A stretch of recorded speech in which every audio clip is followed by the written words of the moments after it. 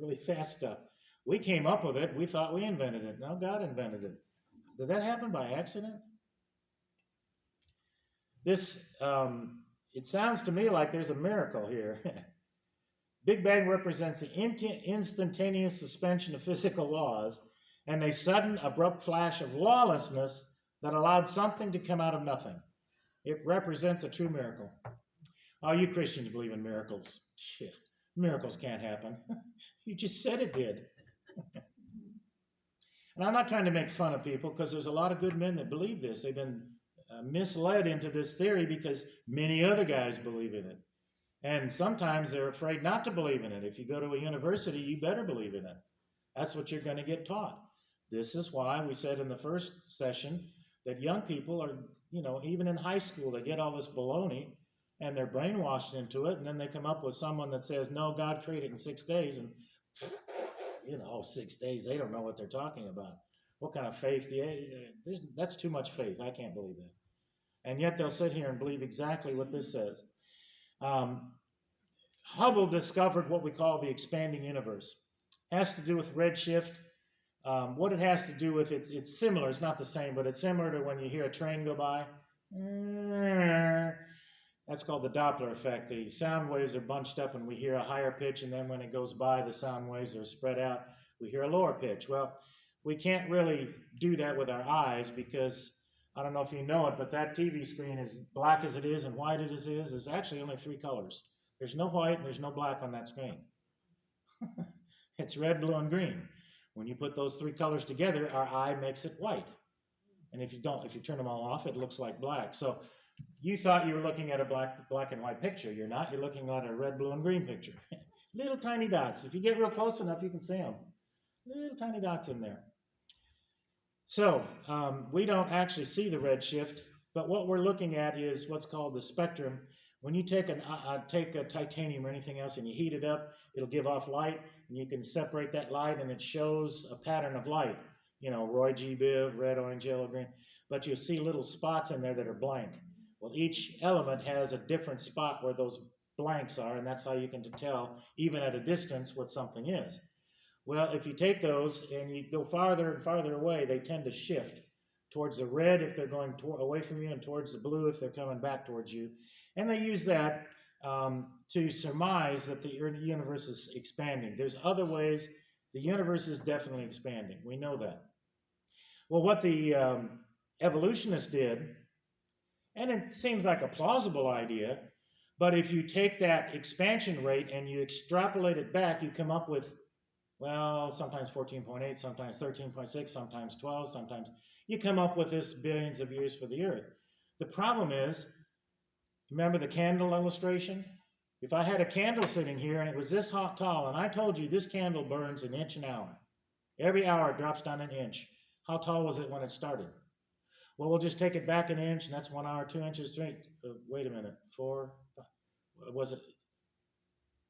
You got an unknown there that you don't know.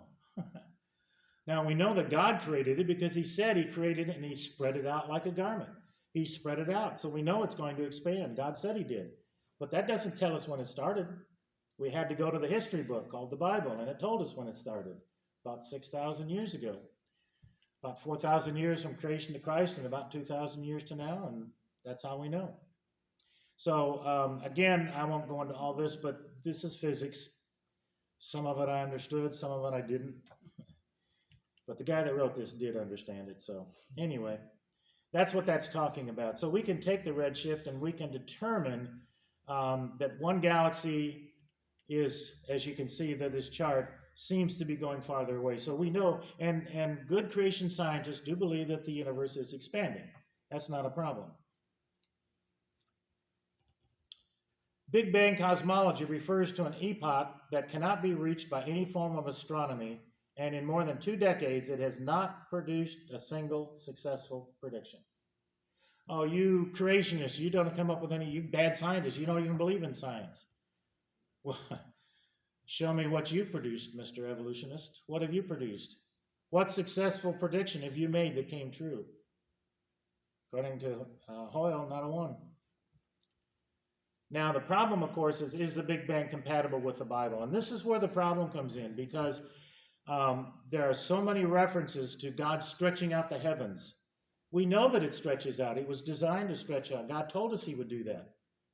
And next week, we're going to talk about the distant starlight problem. And, the question comes up, if the stars are billions of miles away or billions of light years away, again, that's distance, not time, how did the light get here? We're going to talk about that next week. I'll show you a very plausible scientific that observes all known laws of physics. That's a good answer to that. But God created and stretched them out, spread them out, made the earth and mankind, his own hand stretched out the heavens. Jeremiah said he founded the world of wisdom and stretched out the heavens by his understanding. Again, when did they know about that? Not until Hubble. Before that, how would you tell? A star looks the same. Alpha Centauri, the closest star, looks the same last night as it did tonight. If you can see it in the heavens, it might move based on the Earth's rotation and traveling around the sun, but it doesn't look like it's going away. How would you tell that? But God said that in the earliest books of the Bible. In the creation view, universe expansion may well be reality, but the Big Bang interpolation is entirely unnecessary. Instead, the universe is most likely created by an expanding mode for stability, because without expansion, gravity would cause the universe to begin to collapse back on itself. Now remember, I don't know if clouds, we're going to see that in a minute, we're going to see that stars can't form. There's no stars being formed. If they would, the gas would have to contract. But objects in the universe do produce gravity. The sun is pulling us in an orbit and keeping us there because of gravity. The moon stays where it is because of gravity. If you stop the expansion, it would start doing that. Well, they don't have an answer for that either. Why is it expanding? Because God told it to. God said, if I don't, it's going to collapse. He was a lot smarter than we like to give him credit for. And that just shows the, this is a chart that's shown from evolutionary point of view. Don't worry about it. It doesn't exist. So, so what happens? Day 1, day 2, day 3, day 4, day 5, day 6. When were the stars made? Again, you have to look in your Bible. I kind of encourage you to look at Genesis 1. Well, while you're looking that up, so you know what day, find out what day Earth was, and then tell me what day the stars were formed. Day what for the Earth? And then day what for the stars? Okay. There's a difference of a couple of days. There's a reason for that. The Earth was special. He made that before he made all the other stuff, as far as the universe and so on. There was a reason for that. Now, it's been said that stars are formed today. Oh, well, there you go. See, God didn't create the stars; they're forming today, right? Now, I'm not gonna read all this because we're running out of time, but I'll just give you the overview of this. They surmise that stars are made from supernova, different cloud structures where the cloud gases started to come together and formed a star, which there's no physics that proves that. It's just the opposite. Boyle's law says the gas will expand. So they have to violate their own known laws of science to even say that. But what they said was, well, in a nebula, there's just enough stuff for this to happen. And I'm going to, like I say, pass this. This is just showing how they surmise this. But look at the Eagle Nebula. You don't see it? Well, it's right there. Okay? Here's what it looks like. These are called the pillars of creation. And I think the next slide talks about this. NASA looked at that and said, oh, these are the pillars of creation. It's one of the most famous images of modern times. You'll see it in Science magazine. Well, see, there's where stars are being created. So, God didn't create them. That's a popular theory. The problem is gas and dust clouds will expand, not contract. So how do you make a star? But what they did, and I'll summarize this. They assumed that stars formed in that, and that if you could see it better, they couldn't see it at the time. If you could get a better view of it, you'd see all these stars being formed in it. And they actually say it's being formed. but no star has ever been seen. Actually, there's never been a star seen being formed. As far as the physicists or astrophysicists know, there's never a star that's been documented that's been formed. It was already made, and then it'll explode and disappear. So their theory, and they just say it, they just flat out lie about it. There's no evidence of a star being formed. The complete birth of a star has never been observed. The principles of physics demand some special conditions for the star formation and also for a long period of time. A cloud of hydrogen gas must be compressed to a sufficiently small size so that gravity dominates. The problem with it is that most every gas is light years in size, hundreds of times greater than the size needed to form us close enough. It'd have to be forced into that. You'd have to physically force it there. Can't be made. There's no star formation. And again, this just repeats that. So I apologize for moving on, but basically, like I say, it's just that stars are not being formed. That's one of their tenets, is that stars are being formed. They're not. And evidence shows that they were. There's no star nurseries. They looked at the cloud. They didn't find any. So now I'm just going to briefly run over this because, again, this is the chronology. If you take the so-and-so begat so-and-so, and you take those ages and you figure them out exactly, you come out to about 6,000 years. Now, if the generations to Christ are accurate, which most Bible scholars believe they are, why wouldn't you believe the ones that are just before it? Why not? And there's the days of creation. What day was Earth formed?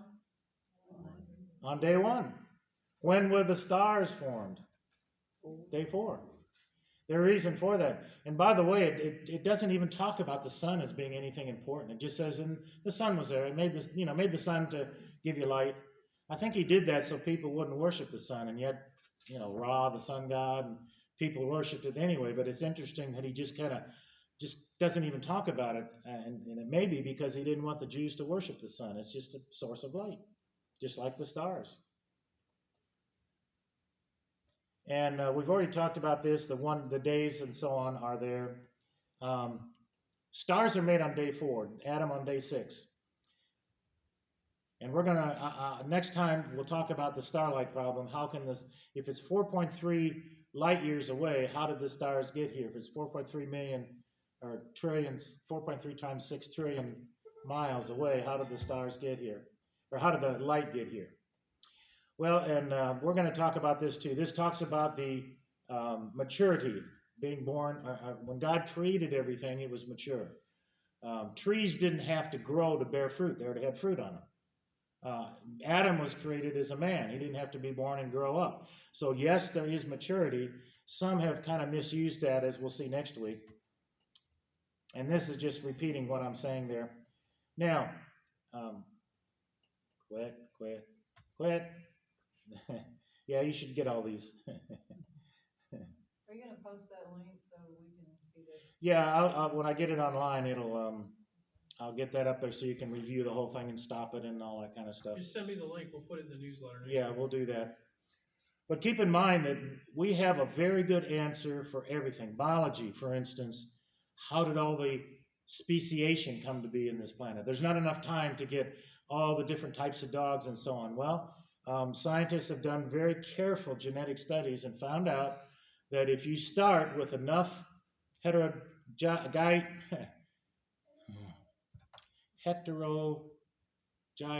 can't think of the word there, heterogenic, anyway, an animal from the beginning, let's say a wolf that has all the double A or capital A, capital B, A, B, C, all the genes necessary to form the species, and then spread them out, you can account for all the species on the earth.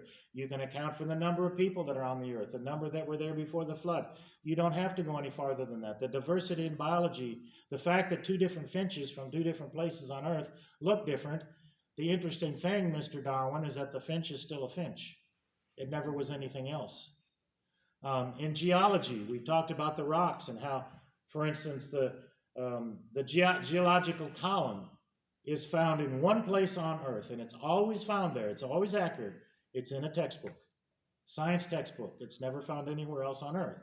And they've dated rocks on the bottom and dated rocks on top, and they found that the age is backwards, and it's not right in the middle. They've seen rocks that have formed and formed layers like that without any kind of, it had to have been liquidy or almost liquid, fluid when it was done. Great flood. Astronomy, we've just shown you from astronomy, and we'll talk again next week. We'll talk about some other things. The fact that the magnetic field of the Earth, the fact of the magnetic field on some of the other planets, it doesn't match the same as it is on Earth. The fact that Jupiter puts off more heat than the sun gives it. Well, if it's been there for billions of years, how come it's still getting off heat? Last time I checked, you burn a candle, eventually it runs out. Well, it's still there. It actually puts out more heat, both Saturn. In archaeology, when we look at artifacts and we find billions of dead things buried in rock layers laid down by water all over the earth. All of that proves biblical creation. I'm sorry, let me rephrase that. All of that points to the Bible being correct. We don't start with those facts and try to prove the Bible. We start with the Bible and we show that these are consistent with it. In the last series, 2 weeks, I'll show you how you can use that in the correct way as the ultimate proof of creation. So what do we have? Atheism, naturalism, materialism, evolutionism, humanism. All these things are based on one thing. Their God is the God of time. If you don't have time, why do you think they fight us so much on the age of the earth? I mean, you don't hear them talking so much about C14 and diamonds and things like that. Yeah, they do, but they really fight you over time. Why is it, oh, you people believe in it. You know, you're like flat earth people. You don't believe, oh, the earth can't be that young. It's got to be. Remember, if you eliminate time from their doctrine and their worldview, you have nothing left for them. They have nothing to go on. Okay, this just repeats what I said. There's one other video I think that, well, this is just showing you some interesting things, how they use the stars to navigate and asteroids and things like that. The universe is unbelievable. It's when God said the heavens declare the glory of God, you don't even have to be an astronomer to see that. It's just unbelievable. Now, here's something. The planet and comets will constantly pursue their revolutions and orbits, given in kind and position according to the laws above explained. But though these bodies may indeed continue in their orbits by the mere laws of gravity, yet they could by no means have at first derived their regular position of the orbits themselves from those laws. The most beautiful system of the sun, planets, comets would only proceed from the counsel and dominion of an intelligent being. Do you know who said that? Sir Isaac Newton, considered the most smartest man who ever lived, one of the greatest scientists who ever lived. He believed in God.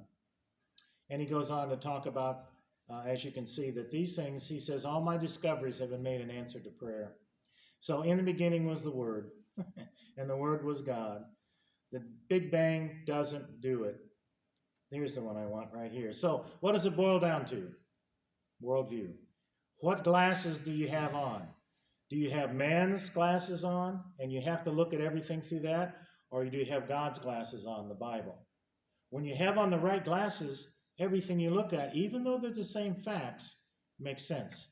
They don't make sense in a secular worldview at all. All right. Next week, we shall go into the distant starlight problem. Now, I'm warning you, we're going to get into a little physics there, and I'll try to explain just a bit about why you can't synchronize two clocks unless they're right next to each other. If you move them, according to Einstein, you just blew it. And then I'm going to show why you cannot measure the one-way speed of light. Yes, it's 186,000 miles a second in a vacuum, but that's because we know that both ways, there and back, and then we divide it by 2, that's the speed of light. We cannot know the speed of light in one direction. That'll blow your mind. What? So, all right, any questions up to this point? Anything you want to go over? I know I've gone through kind of fast, and I apologize, but we've got a time constraint, so. I don't have a question, but I just have something I've always wondered about. You know, the creation research people always talk about the canopy that covered the earth before the flood. That was, Henry Morris talked about that in the Genesis flood. That was one of the very first really great modern creationist books that really, some say, started the creationist movement again and said, oh, finally a scientist finally is on our side for once. It doesn't look like that's really the case. There are some good people now, you'll see them on the internet, that are, very staunch creation scientists that still hold to that theory. The problem is there's some physics things that would happen with the canopy, keeping the solar radiation from getting into the earth would be too cool. There's plenty of water. The idea there was that when the heavens dropped all this, it came from this canopy. It doesn't really make sense. There's too many physical things that would have to happen. It's not a bad idea, but most modern creationists don't really hold to that anymore. That one of the reasons for it was, where did the water come from? If you flattened out the earth, you'd have a couple of miles of water covering everything. So we got plenty of water. It would kind of make you wonder too about what would be the purpose of God creating the tilt on the earth from the beginning, because the tilt is what gives us seasons, and with a canopy you wouldn't have the seasons. Yeah, that's just another one of the problems. Yes, sir. I've heard that there's two parts to that, in that the rain came from the canopy, which was a significant but not a total explanation for where all the water came from. It also talks about the fountains of the great deep breaking up, and that is an unknown. I think that's gone. That was destroyed, whatever it was.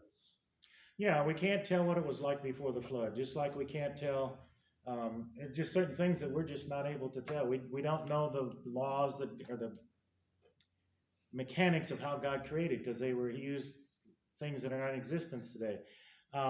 When I studied that, I thought the canopy theory, when I read it from Henry Morris, I thought it sounded pretty good, but since then other geologists and hydrologists and other scientists have shown that that's probably not a very good idea. For several reasons. The radiation would keep the earth actually cooler than it should be, and yet it was a garden and all that stuff.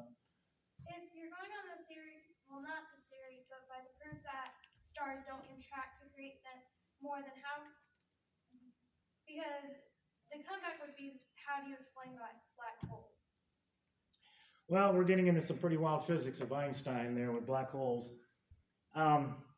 Black holes it's basically an area where gravity is so strong, usually from a collapsing star or something, that you get around to it. If you get close enough to it but don't go in it, you'll end up in an orbit or around it forever. But if you get sucked into it, no light can get out and you can't get out.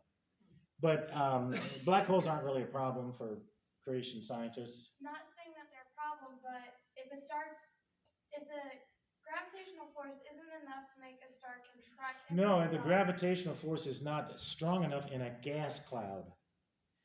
Just like your illustration with the helium balloon. When it popped, it didn't get, we'll just put it right back into the thing there. No, it expanded, Boyle's law.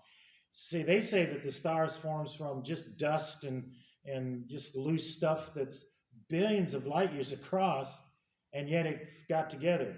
If you could compress it and get it close enough, yes, gravity could take over, but gravity is actually a weak force. It's not a strong force. The force that holds the nucleus of atoms together is considered a strong force. Gravity is a weak force, comparatively, so it just doesn't have enough, just no way for it to do it physically. Yeah. Do you believe in the Pangea? Yeah, probably. I think that makes sense. I'm not sure it was separated in the days of Peleg, but it could have been. But yeah, I think there's good evidence for it. I mean, take a map and just fit it together. It kind of fits. That would explain, by the way, how animals like kangaroos got to Australia. If they bear their young in a pouch, so they can travel while they're building children, whereas other animals like a predator can do that. So kangaroos could hop across maybe an ice bridge, or even maybe before it. We know that there was a great plate not me, I don't know. Scientists know that the plate tectonics was amazing back during the flood. That's one of the reasons that the magnetic field reversed very quickly and all kinds of, it was a catastrophic event. It's the most amazing event. So these plates obviously moved. They were molten in some cases, the great fountains of the deep.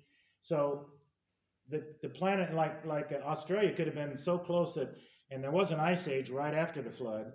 So there could have been an ice bridge, of course, in Aleutian Islands, how Bigfoot and Indians got across there from there. Perfectly logical. Yeah, I think that's probably true. It makes sense, and it would explain why things like kangaroos got there. They could run and hop and carry their young with them, whereas the predators, by the time the predators migrated to that area, Australia was already too far and they didn't want to swim. So that's why you get certain animals in different places, but that's also how you populate the world real quick again.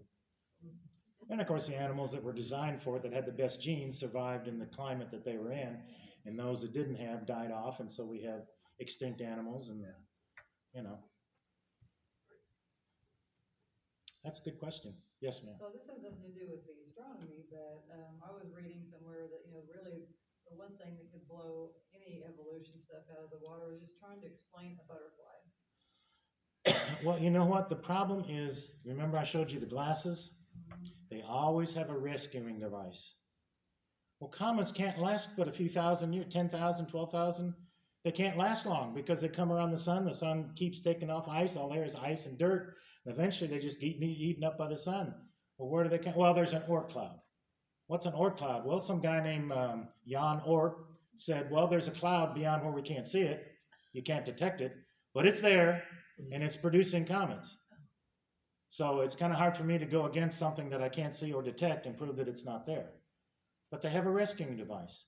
Diamonds, well, there's it's a long process, but it has to do with radioactive. Maybe there was enough uranium and so on to leach stuff into diamonds, even though it's the hardest substance on Earth and nothing can get in it, but yet there's still carbon-14 in it. Still there's helium there, and we talked a little bit about that, about helium is produced in this radioactive decay. Why is the helium still there? Helium, you can't contain helium. Find a balloon that will stay on the ceiling for more than a couple days. Doesn't matter how thick or how, I don't care if you put stone around it, what happens? It leaches out. So whatever you try to say, if you try to use a scientific fact, and we look at it and say, it can't possibly be anything but that. How could you see the beauty of a butterfly? How could you see an animal that's symbiotic in relationship, that it requires the other animals to survive? But according to evolution, the other animal wasn't there until thousands or millions of years later. So how did they survive? They need each other. And you say, well, it's just so obvious. But they look at it through their worldview glasses, and they say, well, there was some magic thing that we don't know about yet. You just give us time, we'll figure it out. Of course, we do it too. If somebody came up to us and said, you got a contradiction there. Where did Esau get his wife? Or where did, I don't know, what about Joshua's long day? And, well, if you haven't studied it, you might use a rescuing device yourself. Well, I don't know, but if you give me some time, I'll look it up or figure it out.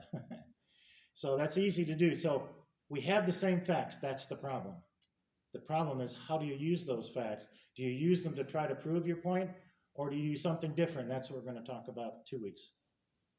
And it's going to be pretty amazing. Dr. Lyle came up, I don't know if he came up with it, but that's why I heard it and read it. It's called The Ultimate Proof of Creation. It's brilliant. It'll literally stop anybody in their tracks. It won't cause them to get saved, because that's a hard thing, but it'll sure keep them from arguing with you. Well, we didn't get any hail. I think it missed us. Good. Kind of dissipated before it ever really got Last time we had a big hailstorm years ago, I had another Mustang, and it was $14,000 of damage. It still ran, but couldn't see through the windshield. The top didn't rip. It was a soft top, The back window was shattered, but the top made it. I don't know how. Okay, now what do I got to do to get out of this mess? Todd, you want me to, I'll just unplug things here and you'll take the cords or whatever? Whoops, let's do it that way. Thank you, Dennis. Well, thank you. Hopefully you'll come next week. It's really interesting. Not because of me, but because of